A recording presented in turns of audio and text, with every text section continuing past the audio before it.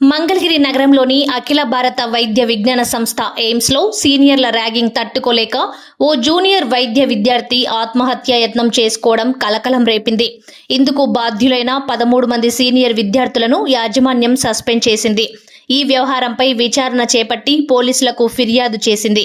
వీరిలో ఎయిమ్స్ డీన్ కుమారుడు కూడా ఉన్నట్లు తెలుస్తోంది. ర్యాగింగ్ కు పాల్పడిన వారిలో 3 సీనియర్ విద్యార్థులను 3 సెమిస్టర్లు సస్పెండ్ చేసి 25,000 రూపాయల చొప్పున జరిమానా విధించారు. మరో 6 సంవత్సర కాలం 2 సెమిస్టర్లు సస్పెండ్ చేస్తూ 25,000 చొప్పున జరిమానా విధించారు.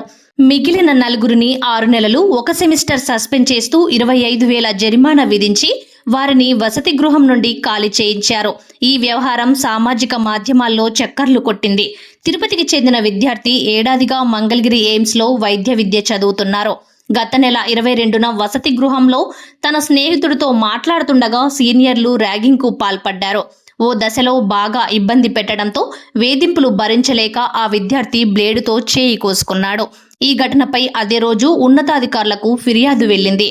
మంగళగిరి ఎయిమ్స్ యాజమాన్యం వివరణ కోరుతూ 23న అక్కడి నుండి మెయిల్ రావడంతో అంతర్గత విచారణ చేపట్టారు. ర్యాగింగ్ నిరోధక కమిటీ జరిపిన విచారణలో ప్రాథమికంగా 15 మందిని బాధ్యులుగా తేల్చారు. దీంతో గత నెల 24న బాధ్యులైన 15 మంది సీనియర్ విద్యార్థులను సస్పెండ్ చేశారు. తర్వాత జరిపిన సమగ్ర విచారణలో 13 మంది మాత్రమే ఉన్నట్లు గుర్తించారు. బాధిత విద్యార్థిని తల్లిదండ్రులు స్వస్థలానికి తీసుకెళ్లినట్లు సమాచారం.